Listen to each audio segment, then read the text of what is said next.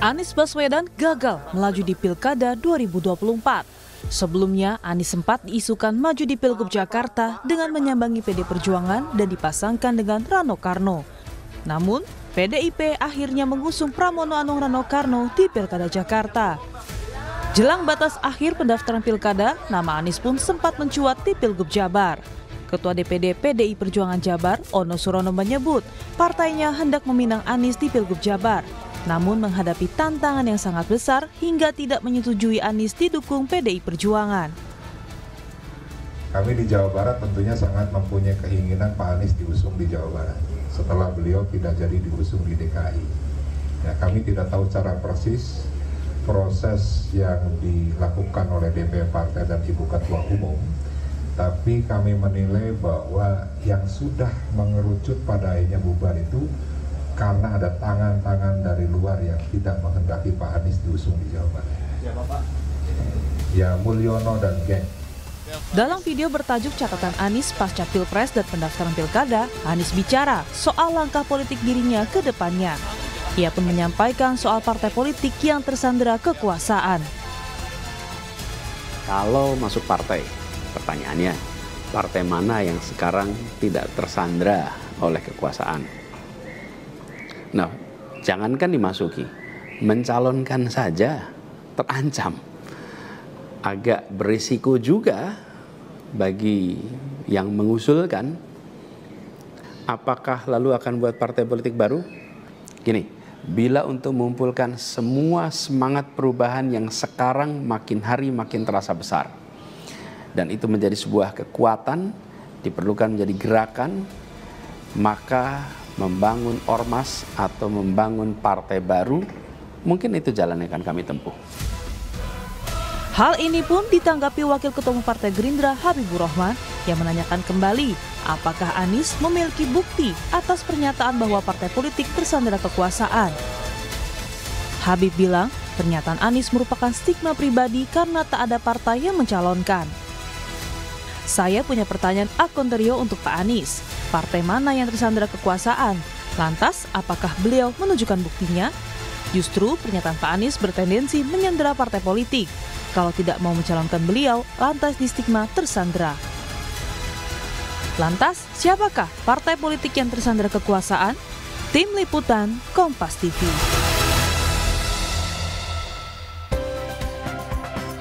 Saudara, mantan Gubernur Jakarta Anies Baswedan bicara soal partai politik tersandera kekuasaan. Dalam cuplikan video, Anies bertanya-tanya jika dirinya harus bergabung ke partai politik. Partai mana yang sekarang tidak tersandera kekuasaan? Lalu siapa yang dimaksud Anies? Benarkah partai politik tersandera kekuasaan? Kita ulas bersama sejumlah narasumber yang hadir di studio. Ada juru bicara dari Anies Baswedan, Syahrin Hamid, dan Wakil Ketua Umum Partai Gerindra Habibur Rahman. Selamat pagi Bapak-Bapak. Selamat pagi. Assalamualaikum. Waalaikumsalam warahmatullahi wabarakatuh. Dan nanti melalui sambungan virtual akan ada analis politik sekaligus Direktur Eksekutif Parameter Politik Indonesia Adi Prayitno. Saya ke Bung Syahrin dulu. Bung Syahrin, apa maksud pernyataan Mas Anies ini? Ya, jadi yang pertama kan Mas Anies membuat sebuah pertanyaan. Pertanyaan terkait dengan tadi. Ya. Apakah memang soal partai-partai yang tersandera itu? Yang kedua, Mas Anies kan terlibat dalam perbincangan-perbincangan level elit, level pimpinan, dan tentunya sebagaimana yang disampaikan bahwa ya banyak keterbukaan-keterbukaan yang juga diterima oleh Mas Anies. Dan kita tahu bahwa memang banyak yang mengulas juga soal bagaimana terkait dengan partai-partai, fenomena partai-partai politik saat ini. Dan yang ketiga ini juga sebenarnya adalah harapan. Harapan kita ke depan adalah bagaimana agar partai politik ini tumbuh sehat. Kalau partai politik ini tumbuh sehat, artinya bahwa proses pengambilan kebijakan lebih independen. Yang kedua, dinamika partai politik lebih kondusif. Dan yang ketiga, platform perjuangan partai itu menjadi bagian utama sandaran dalam pengambilan keputusan politik partai. Nah, sehingga harapan kita ke depan bahwa tidak ada lagi cawe-cawe untuk masuk ke dalam internal partai politik. Yang kedua, tidak ada intervensi kekuasaan dalam proses politik di internal partai. Dan yang ketiga, bahwa partai politik yang memang sejatinya adalah sebagai penyambung sebagai agregator, sebagai artikulasi dari kepentingan warga masyarakat, penyambung atau memperjuangkan aspirasi masyarakat, itu betul-betul terrefleksikan dengan baik ketika postur partai politik itu sehat, aspiratif, dan independen.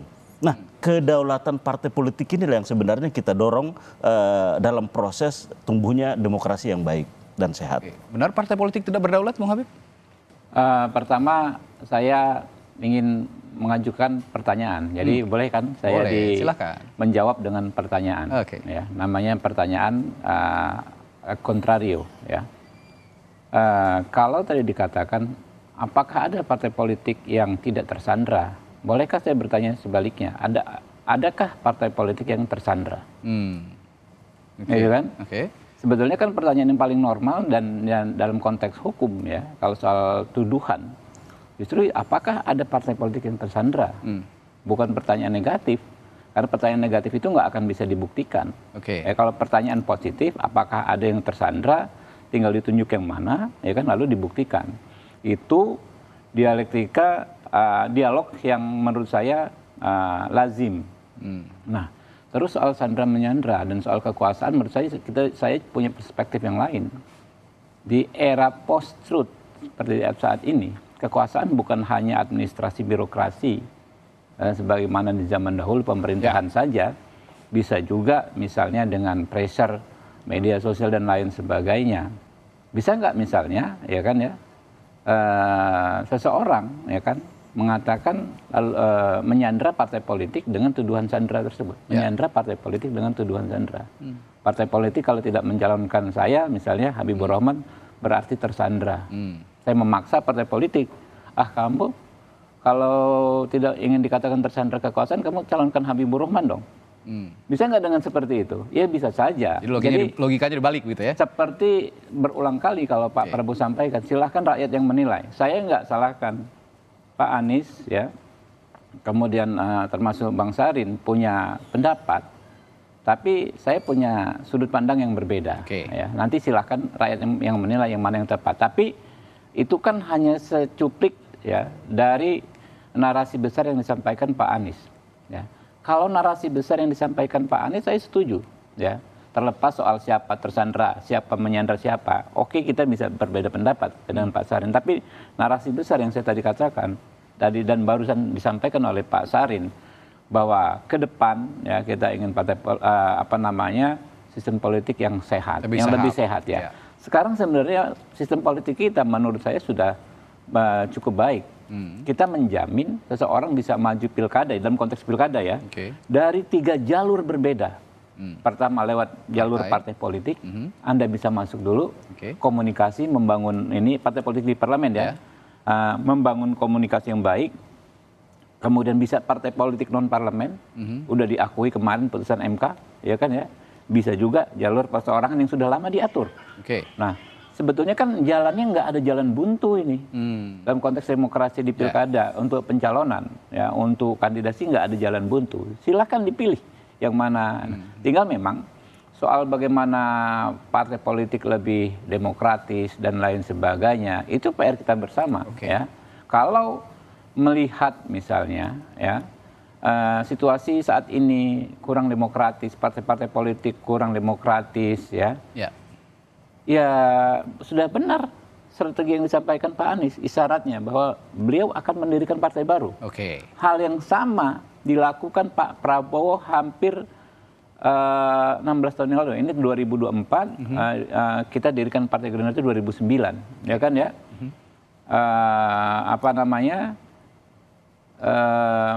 Ketika itu Pak Prabowo gagal konvensi di Partai Golkar, tapi beliau nggak menjadikan Partai Golkar. Langsung berbuat mendirikan partai baru. Tidak demokrat, bahkan tetap menjalin hubungan baik dengan Partai Golkar. Beliau mendirikan Partai Gerindra, mulai dari hanya mungkin 26 kursi di DPR RI waktu itu, kemudian melonjak jadi 74, 78, sekarang 86 kursi. Berproses dan Pak Prabowo ya mulai ikut konvensi Golkar, ya kan?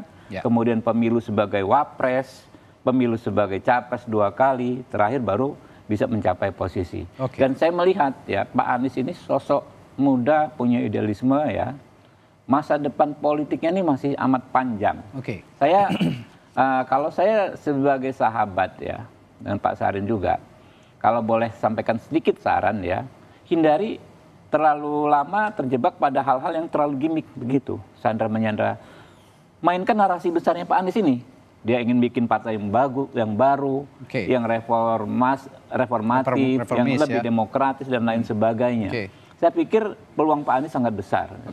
Nah, ini saya kembali tertarik dengan pernyataannya Bung Habib. Tidak ada jalan buntu sebenarnya Bung Sahrin untuk menempuh jalur politik, terutama untuk pencalonan di pilkada. Kalau memang sejak awal Mas Anies menilai partai politik itu tersandra, tapi kan masih ada jalur independen, masih ada jalur lain. Kenapa jalan ini tidak ditempuh sejak awal? Ya, jadi gini Bung, memang kita tahu bahwa proses saat itu setelah Pilpres, terus ada proses di Mahkamah Konstitusi, kurang lebih sampai dengan April, dan proses untuk independen sekitar Mei.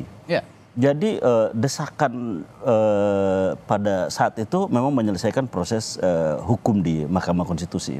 Nah, yang pertama adalah rentang waktu relatif satu singkat. Yang kedua, bahwa partai politik saat itu melihat bahwa aspirasi dan panggilan kan setelah itu baru muncul, bahwa kebutuhan terhadap Anies untuk bertugas kembali di Jakarta kan setelah itu. Ada dukungan dari tiap-tiap kecamatan, setelah itu ada aspirasi dari tingkat wilayah maupun daerah dari partai politik. Kan kita tahu bahwa ada 4 partai yang telah menyatakan itu. Ada Nasdem, ada PKS, ada PKB, dan PDI Perjuangan yang dari pimpinan wilayah maupun daerah dan naik ke atas di tingkat pusat. Tapi kita tahu juga bahwa konstelasi nasional, kehadiran Kim yang juga terkait dengan jalannya pemerintahan ke depan. Nah, ini faktor-faktor yang juga mempengaruhi keputusan di internal partai politik. Nah, bagi Mas Anies itu tidak perlu ada yang disesali, bahwa keterlibatan untuk bangsa dan negara bisa di dalam pemerintahan, bisa juga di luar pemerintahan. Dan satu hal lagi, bahwa kita tahu yang sedang dirumuskan, yang sedang ditakar saat ini adalah bagaimana membangun satu kekuatan politik baru untuk bisa menjadi bagian yang ikut membangun partisipasi politik secara demokratis di konteks ke depan. Artinya Anda mau mengatakan bahwa waktu yang singkat dan rayu-rayu politik dari partai politik itu juga sedikit menyempitkan ruang gerak Mas Anies untuk maju di pilkada. Gini, kalau kita lihat bahwa keputusan partai ini kan sesuatu yang betul-betul istimewa, sesuatu yang begitu mewah, bahkan sakral, sehingga dijaga. Kan kewibawaan keputusan partai itu kan tinggi. Nah, saat itu kan sudah begitu banyak dari aspirasi dan juga keputusan partai terhadap Mas Anies maju di pilkada DKI. Nah, cuman kan ternyata bahwa keputusan itu kan lantas berubah. Nah, pimpinan-pimpinan partai kan secara tentunya pertemuan-pertemuan secara privat kan menyampaikan apa adanya tentang kondisi dan dinamika yang dihadapi kepada Mas Anies. Sehingga Mas Anies tentunya punya kesimpulan sendiri terkait dengan itu. Tapi bahwa kita kan tidak mesti larut di situ. Bahwa sudah harus ada langkah-langkah proyeksi ke depan dalam konteks partisipasi politik dalam kontestasi politik ke depan. Bung Adi Prayitno, benar partai politik tersandra kekuasaan seperti yang dikatakan Anies Baswedan? Betul apa yang dimaksud dengan sandra kekuasaan. Kalau partai-partai itu tidak jadi usung Anies misalnya hanya karena ingin bergabung dengan koalisi Prabowo Gibran di 5 tahun yang akan datang, apakah itu juga masuk dalam definisi sandra kekuasaan? Karena kalau kita melihat seperti PKS ataupun Nasdem, kan mereka punya intensi untuk bisa menjadi bagian di kekuasaan di 5 tahun yang akan datang. Kalau itu disebut dengan sandra kekuasaan, saya kira ini adalah sandra yang lillahi ta'ala dan ikhlas, bukan karena ada paksaan apapun. Menyandrakan diri. Artinya apa? Partai-partai ini kan merelakan diri untuk menjadi sandra dari kekuasaan itu. Kan itu memang tidak bisa dibantah, Mas. Artinya apa? Partai dalam hal ini tentu sudah mengkalkulasi untung dan rugi. Bagi mereka apa untungnya juga usung Anies di Jakarta. Kalaupun toh menang ya paling mainnya di Jakarta, tapi tidak di level nasional untuk di 5 tahun yang akan datang. Nah yang kedua, apakah yang disebut dengan sandera kekuasaan itu misalnya takut misalnya tiba-tiba ketua umum partainya itu mengundurkan diri seperti Golkar misalnya. Tapi itu akan terjadi pada siapa? Rasa-rasanya PKS, kemudian Nasdem dan PKB aman-aman saja dalam konteks itu. Itu yang saya kira apa definisi kekuasaan, atau misalnya atau PDI gitu kan, tidak mungkin ketua umumnya mengundurkan diri.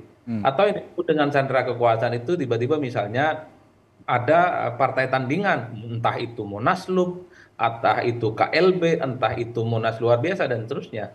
Rasa-rasanya di Nasdem, PDIP, kemudian PKS, termasuk PKB sekalipun, sekalipun ada isu terkait dengan KLB, padahal hal ini juga tidak terjadi, Mas. Hal-hal yang semacam ini bagi saya perlu untuk dijelaskan. Tapi kalau kita yang melihat dari jauh, memang partai-partai non-Kim ini ada intensi untuk menjadi bagian dari kekuasaan politiknya Prabowo dan Gibran. Karena di 5 tahun yang akan datang, ini kan akan sepi politik, Mas. Jadi tidak jadi menteri, tidak menjadi bagian dari kekuasaan. Kayaknya memang kehidupan politik mereka akan gelap gulita. Maka opsinya ya harus bergabung dengan Prabowo dan Gibran. Oleh karena itu bagi saya ketika tidak mengusung Anies, itu adalah bagian dari uji loyalitas, bagian dari uji militansi sebenarnya. Supaya visi misi dan keinginan partai-partai yang non-Kim ini harus seiman lah pilihan politiknya. Jadi dalam konteks itu bagi saya harus dijelaskan ya. Kecuali misalnya yang disebut dengan sandera kekuasaan itu ada paksa-paksaan. Jadi kalau partai ini tidak mendukung atau bergabung dengan Anies maka partainya akan diambil alih. Atau misalnya proses-proses hukum yang terjadi pada ketua umum mereka itu akan diungkap dan seterusnya.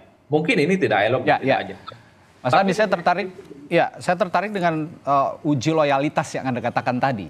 Nah, kalau kabar yang beredar, informasi yang beredar bahwa Anies Baswedan diminta oleh PDI Perjuangan menjadi kader agar ada komitmen politik begitu dalam mengarungi pemerintahan lah. Kalau misalnya pun terpilih misalnya di Pilkada Jakarta. Tapi hal itu konon ditolak oleh Anies Baswedan karena itu tadi alasan tadi ada kepentingan khusus begitu yang dialamatkan kepada partai politik sehingga tersandera. Apakah ini juga logis penolakan terhadap partai politik yang Anda kaitkan dengan uji loyalitas tadi? Nah itu justru yang kedua yang ingin saya jelaskan. Oke.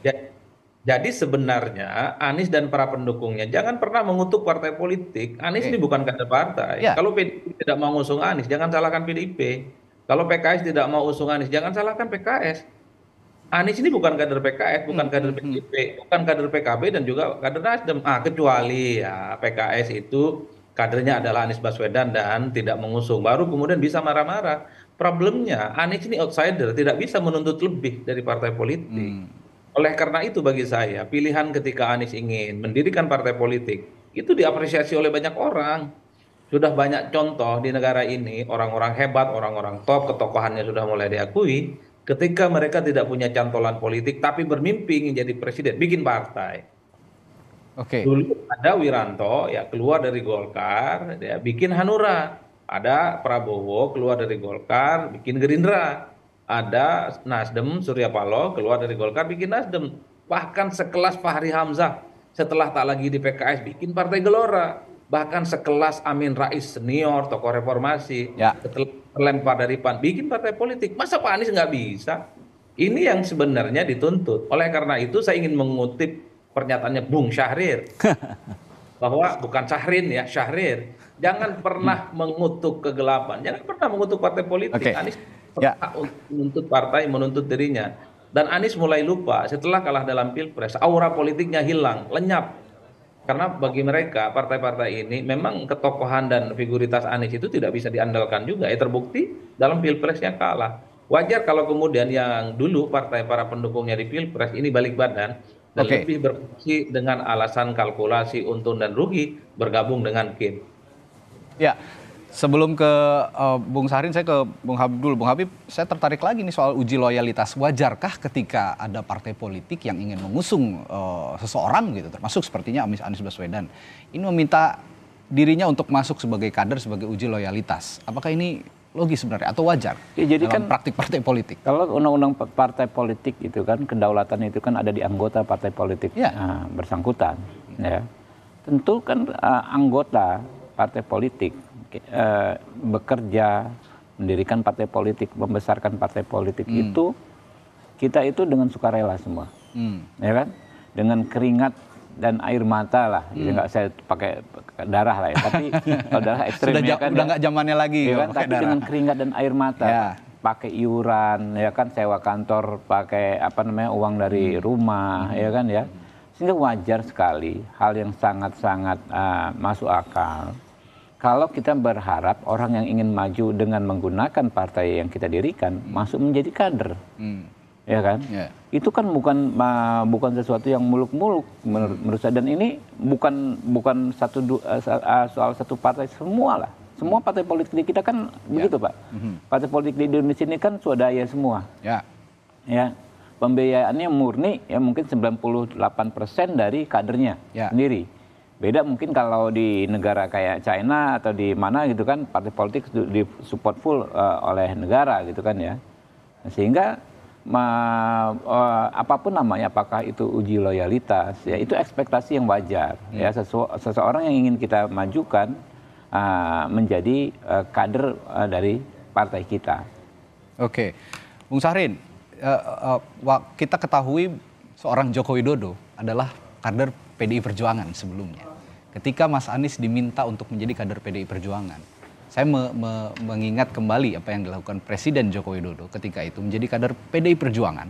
Ketika sudah berseberangan dengan haluan partainya, ya tidak ragu untuk menentang partainya. Kenapa hal itu tidak bisa dilakukan juga oleh Mas Anies? Kalau memang sistem berpolitik kita ini kan masih kuat di partai politik begitu.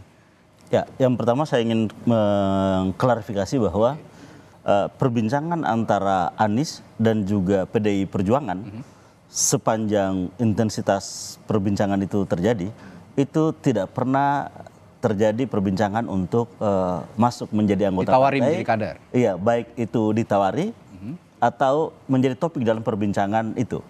Yang ada adalah justru menyamakan visi, menyamakan agenda terkait dengan ketika nantinya jika partai PDI Perjuangan ini itu mengusung Anies dalam Pilkada DKI Jakarta, yaitu agenda-agenda soal politik yang basisnya adalah platform perjuangan dari PDI Perjuangan, soal tata politik, tata kota, kelestarian lingkungan, program terhadap warga ataupun terhadap rakyat ataupun wong cilik misalnya.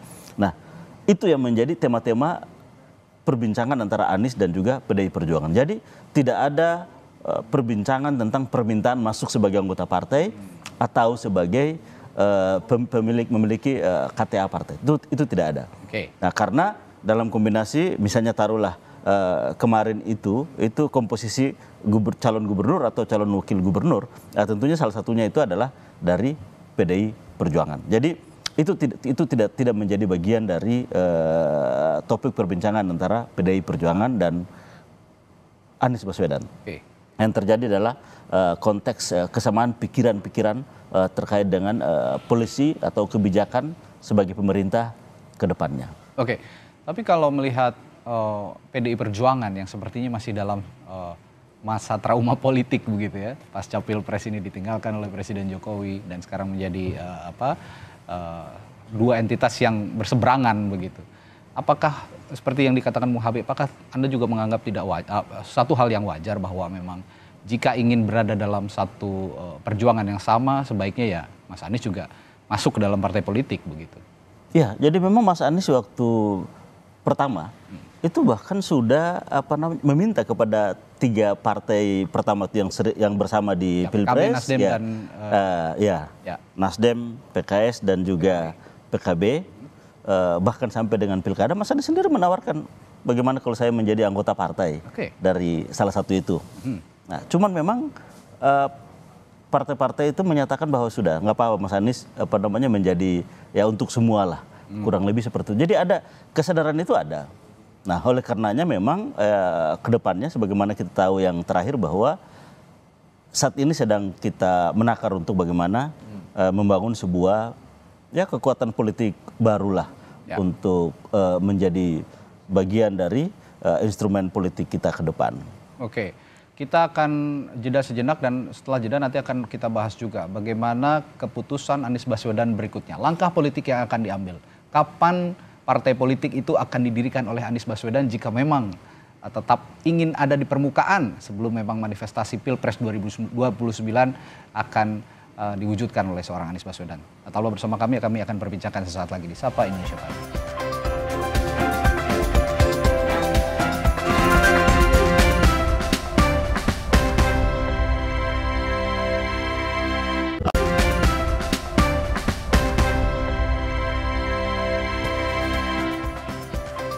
Masih membahas seorang Anies Baswedan yang mengatakan partai politik saat ini tersandra kekuasaan. Saya ke Bung Adi Praitno.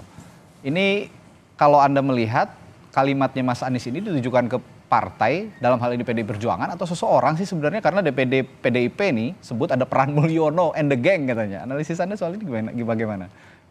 Ya, saya kira itu ditujukan kepada partai-partai non-kim. Oke. Misalnya seperti PKS, PKB, dan Nasdem, dulu mereka sempat memberikan dukungan politik kepada Anies, tapi pada akhirnya mereka menarik dukungan dan bergabung dengan Kim. Ini bisa juga dikaitkan dengan PDIP. Cuman yang perlu ditelisik itu apa sebenarnya argumen yang disebut dengan sandra kekuasaan.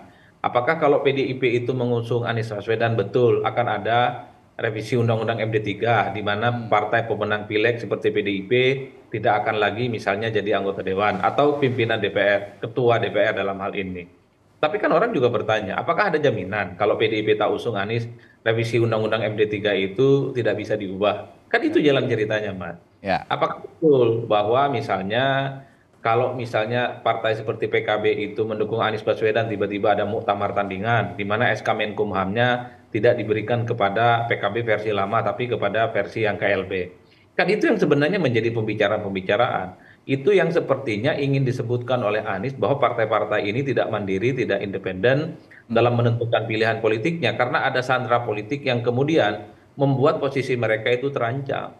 Oleh karena itu bagi saya sebenarnya dalam banyak hal, saya sudah mengatakan Pak Anies dan para pendukungnya tak bisa menuntut banyak dari kehendak partai politik yang kemudian mengubah pilihan politik mereka. Ya terlepas apapun motivasinya, ingin bergabung dengan Kim, takut ketua umumnya misalnya tiba-tiba mundur di tengah jalan, revisi Undang-Undang MD3 takut direvisi, itu lain hal dan argumentasi. Kalau memang membuat partai ini tersandra kekuasaan, saya kira memang ini adalah momen yang pas bagi Pak Anies untuk membuat partai politik, mendirikan partai politik, bikinlah partai yang tidak mau tersandra dengan kekuasaan. Nah itu yang saya kira Bung Syahrin bisa disampaikan ke Pak Anies. Pak Anies saya kira sudah punya segala-galanya. Petokohan punya, jejaring dan networking dan basis sosial juga punya. Saya kira dua hal ini yang kemudian menjadi penegas. Kenapa partai politik di Indonesia pasca reformasi? Karena memang ditegaskan oleh dua faktor ini. Faktor petokohan menjadi penting. Amin Rais, Gus Dur adalah bukti yang nyata. Termasuk misalnya SBY. Termasuk tadi yang sudah saya sebutkan. Ada Prabowo, ada Wiranto, kemudian ada siapa namanya? Surya Paloh, bahkan sekelas Fahri Hamzah, Anies Mata, dan seterusnya. Adalah tokoh-tokoh yang saya kira memang dulu malang melintang di politik. Dan mereka terus merawat mimpinya ingin jadi presiden. Jadi kalau Anies terus ingin merawat jadi presiden mimpinya, ya memang harus bikin partai. Kalaupun di 2029 nggak bisa maju, tunggu lagi 5 tahun yang akan datang. Tidak ada kesempatan lagi, tunggu lagi 10 tahun.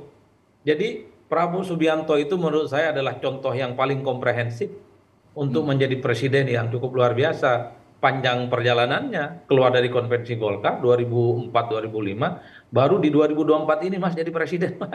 Butuh waktu lebih dari 20 tahun untuk jadi presiden. Bikin partai babak belur, kalah berulang-ulang. Jadi jangan dilihat Prabowo itu hari ini buah manisnya yang kemudian bisa dinikmati oleh Partai Gerindra misalnya. Tapi sejalan panjang itu bisa dilakukan. Saya kira Pak Anies Baswedan punya resource, punya modal, dan stamina politiknya bisa dirawat dengan cara mendirikan partai politik. Oke. Ya, cara masa ya saya kira Pak Anies juga punya, tinggal dikapitalisasi. Apakah kalau nanti bikin partai basis konstituennya ini ramai-ramai misalnya bergabung dengan Anies dan kemudian menyatakan diri menjadi bagian dari partai. Kalau ini yang dilakukan saya kira bagus. Oke, sebelum saya tanya kapan Mas Anies Baswedan mewujudkan mendirikan partai politik, saya tanya dulu ke Bung Habib. Saya tertarik dengan pernyataan Anda di berbagai literatur. Kalau jadi politisi jangan malas begitu. Anda melihat Anies Baswedan sampai titik ini seorang politisi yang kurang rajin gitu kalau itu pernyataan normatif ya. Karena memang semua melalui proses. Mohon maaf ya. Kayak saya saja terpilih itu 2019. Saya ikut pemilu itu sejak 2014, ya kan ya. 2014 nggak terpilih, cuma dapat suara sekian belas ribu, ya kan. Baru 2019 baru bisa masuk dan sekarang alhamdulillah masih bertahan. Semuanya melalui proses dan karena saya tahu ya kita kan pahami regulasi dan sistem politik kita memang mengatur demikian, nggak ada yang bisa instan, ya. Begitu juga seseorang yang ingin menjadi kepala daerah atau kepala pemerintahan kan jelas jalannya. Kalau mau agak lebih shortcut, misalnya bisa lewat calon perseorangan. Itu ditempuh kemarin. Kalau contoh yang paling konkret itu musuh politik saya, Pak Ahok itu. Ya. Secara umum beliau musuh politik saya sampai saat ini. Tapi dalam konteks beliau menggalang KTP untuk maju menjadi calon perseorangan, saya angkat jempol. Itulah memang politisi. Dia susah payah kumpulkan sekian ribu KTP walaupun pada akhirnya maju lewat partai politik. Tapi seandainya saat itu tidak ada partai politik tidak mengajukan Ahok, ya kan beliau bisa maju perseorangan. Nah itu yang saya bilang kita harus berproses ya. Jadi namanya politik ya kita harus kerja keras dan banyak loh sebetulnya calon-calon perseorangan. Kayak Dharma Pengrekun maupun si Pak Kun juga kan maju dari perseorangan. Dulu pernah ada Pak Riza Patria, ya. Pak Riza Patria itu sebetulnya memang dulu sudah dari sebelumnya kader kami, kader Partai Gerindra. Tapi karena hampir nggak mungkin dicalonkan, Partai Gerindra juga suaranya kecil, maju perseorangan. Jadi wakilnya Pak Hendarji Supanji waktu itu. Intinya nggak hilang akal lah ya. Ya, gitu ya. Itulah memang dan memang harus kerja keras ya. Ya apapun situasinya terhadap Pak Anies ya saya hanya mengatakan memang ada jalan yang bisa ditempuh walaupun nggak gampang gitu kan ya. Jadi nggak tergantung ke orang lain dan tidak menyerahkan nasib ke institusi lain gitu. Oke, kalau kata pepatah banyak jalan menuju Roma gitu kira-kira. Bung Syahrin, jadi kalau ingin saya tegaskan pagi hari ini, kapan seorang Anies Baswedan mendirikan partai politik yang bisa disaksikan publik akhirnya menjadi perahunya Mas Anies untuk mengarungi politik di pentas-pentas demokrasi selanjutnya? Ya, kalau dikatakan kapan, kita tahu bahwa saat ini memang reaksi publik begitu antusias dengan pernyataan terakhir Anies bahwa membangun ormas ataupun partai politik adalah jalan yang akan ditempuh. Nah untuk itu ya kami melihat bahwa memang ini sudah mulai berproses menuju ke sana. Karena kita tahu bahwa tentunya membangun organisasi masyarakat maupun membangun partai politik ya ada fasenya, ada tahapannya. Partai politik sebagai badan hukum, partai politik sebagai peserta pemilu, dan kami melihat bahwa 5 tahun ini kan memang relatif singkat. Bagaimana membangun badan hukumnya, bagaimana menyiapkan infrastruktur untuk memenuhi syarat mengikut atau menjadi peserta dalam pemilu 2029 misalnya. Nah untuk itu jika ditanyakan kapan, ya sekarang prosesnya sedang dimulai. Bahwa kapan diluncurkan, ya kita tunggu waktu yang tepat tentunya. Tapi bahwa ya sedang bekerja tim kecil untuk menampung seluruh apa yang menjadi pandangan-pandangan, baik itu tokoh masyarakat, baik itu warga masyarakat, baik itu tentunya pandangan yang ada di platform-platform sosial media. Nah ini tentunya menjadi rujukan dalam proses membangun satu perahu yang harapannya adalah bisa menjadi instrumen untuk alat perjuangan politik ke depan. Mas Adi, momentumnya apakah harus saat ini juga untuk membentuk partai politik dari seorang Anies Baswedan? Saya kira lebih cepat lebih baik. Anies jadi pembicaraan terkait dengan pilkada dan soal kemungkinan eksistensi politiknya di 5 tahun yang akan datang. Karena kalau sudah masuk tahun 2025, itu saya kira memang pembicaraan publik sudah bicara tentang bagaimana visi misi Prabowo dan Gibran, termasuk program-program prioritas. Oleh karena itu memang sebisa mungkin sebelum tahun 2022, Anies sudah mulai deklarasi ya soal entah itu ormas ataupun partai politik. Itu kan soal teknis sebenarnya. Tapi kalau Anies memang dan pendukungnya punya keinginan bikin organisasi politik, besok pun sudah bisa deklarasi. Mengingat pemilu itu 5 tahun yang akan datang, saya kira hal ehwal administrasinya terkait dengan syarat pendaftaran ke KPU kan itu masih bisa dibicarakan yang cukup panjang ya. Tapi secara prinsip ini kapan dideklarasikan? Karena apapun bagi saya Anies butuh ya panggung politik ya untuk menjaga stamina politiknya di 5 tahun yang akan datang. Entah itu ormas ataupun organisasi politik yang lain. Tapi bagi saya secara prinsip, kalau memang Anies terus ingin bermimpi untuk jadi presiden di negara ini, bikin partai politik adalah opsi yang sangat rasional. Dan ingat juga bahwa di 2009, sekalipun Anies bikin partai misalnya hari-hari ini, itu tak ada jaminan juga Pak Anies itu bisa maju apalagi menang. Karena sebagai partai baru kan tidak cukup syarat untuk menembus threshold 20%. Kalau tidak sanggup maju di 2029, sabar lagi. Nunggu di 5 tahun selanjutnya. Belum dapat tiket dan belum menang lagi, sabar lagi. Saya kira 20 dan 30 tahun ke depan, Pak Anies masih akan ya terus akan menjadi pembincangan di setiap politik. Bahkan sekelas Pak Amin Rais, tokoh reformasi. Sampai 2009 itu masih menjadi pembicaraan soal kemungkinannya maju pilpres. Meski Pak Amin itu tidak pernah maju pilpres lagi. Dulu ada Akbar Tanjung nggak dan seterusnya dan seterusnya. Oleh karena itu bagi saya satu-satunya cara memang bagi Anies adalah mendirikan partai politik. Kecuali ada partai politik yang kemudian tertarik ingin menjadikan Anies sebagai kader mereka. Katanya ada PKB, katanya ada Nasdem, katanya ada PKS. Tapi memang harga politik Anies ini kan mahal. Anies kalau gabung sama partai itu kan konotasinya ingin maju pilpres. Itu yang repot Pak. Karena kira kader-kader yang lain ini kan mimpinya untuk jadi calon presiden dan calon wakil presiden. Emangnya Surya Paloh nggak mau jadi calon presiden dan wakil presiden? Kalau kesempatan itu pasti diambil. Emangnya mau misalnya seperti Saihu itu kemudian di underestimate gitu ya, tidak kemudian bisa maju hanya karena untuk Anies Baswedan. Jadi ini yang saya kira bahwa memang agak rumit pada level Anies Baswedannya, terlampau tinggi levelnya. Karena kalau masuk partai itu pastinya dipersepsikan untuk maju pilpres Pak. Ini yang saya kira memang agak rumit juga bagi Anies, masuk partai tapi ingin jadi calon presiden. Seakan-akan partai ini sangat mudah untuk ditaklukkan dan memberikan karpet yang begitu gampang ya bagi Anies dalam tiket pencalonan. Ketimbang selalu misalnya mengutuk kegelapan, ya mulailah nyalakan lilin. Nah lilin itu adalah partai politik baru yang saya kira harus segera dideklarasikan oleh Anies dan Bung Syahrin ini. Ya, Bung Habib sebagai wakil pimpinan partai politik, kalaupun nanti partai politik Mas Anies Baswedan ini sudah ada, Anda melihat kompetisi politiknya akan seperti apa? Ya kita sangat terbuka ya. Kemarin juga kan teman-teman bikin partai umat, partai gelora ya. Regulasinya jelas ya, aturan main jelas, kita sama-sama ikut aturan main dan kita bisa berkompetisi dengan sehat. Nggak ada masalah menurut saya, sebanyak mungkin partai politik justru semakin bagus karena rakyat punya pilihan ya. Apalagi misalnya partai politik punya karakteristik yang berbeda, mungkin saja bisa mendapatkan pasar yang berbeda.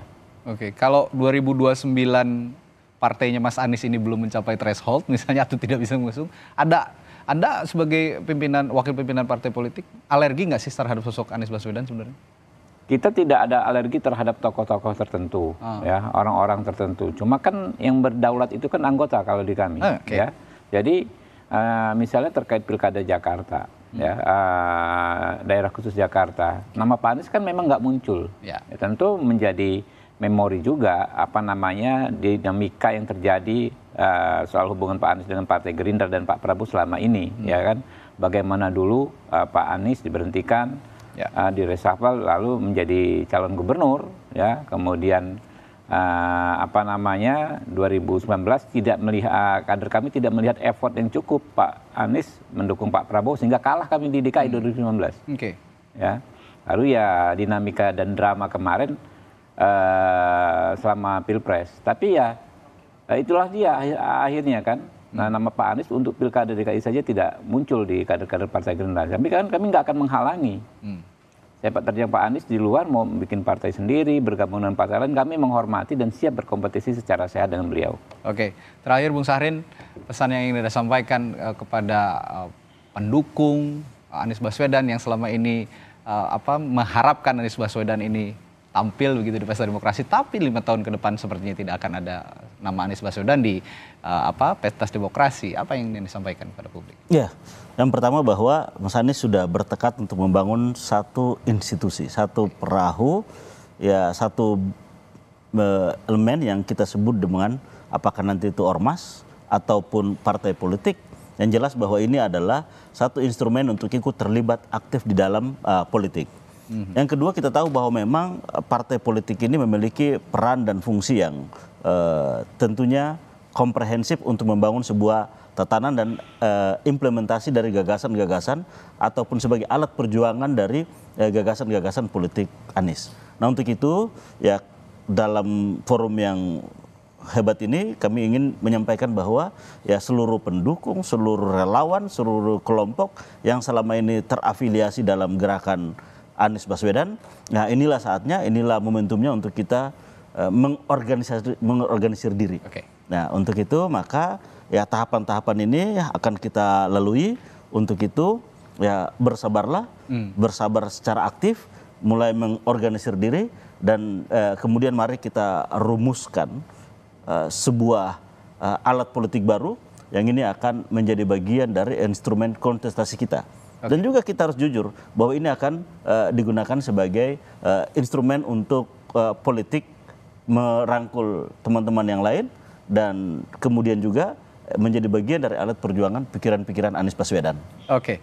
Alih-alih seorang Anies Baswedan tetap berenang berada di permukaan laut sehingga ada kapal besar yang menangkap ikan kakap gitu ya.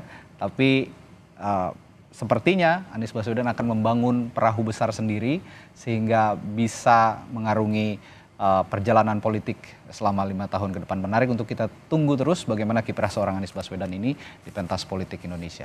Terima kasih para narasumber kami pagi hari ini. Terima kasih. Wakil Ketua Umum Partai Gerindra Habibur Rahman, lalu juga ada juru bicara Anies Baswedan Syahrin Hamid dan Direktur Eksekutif Parameter Politik Indonesia Adi Praitno. Selamat pagi Bapak-bapak, sampai jumpa lagi, sehat selalu. Assalamualaikum.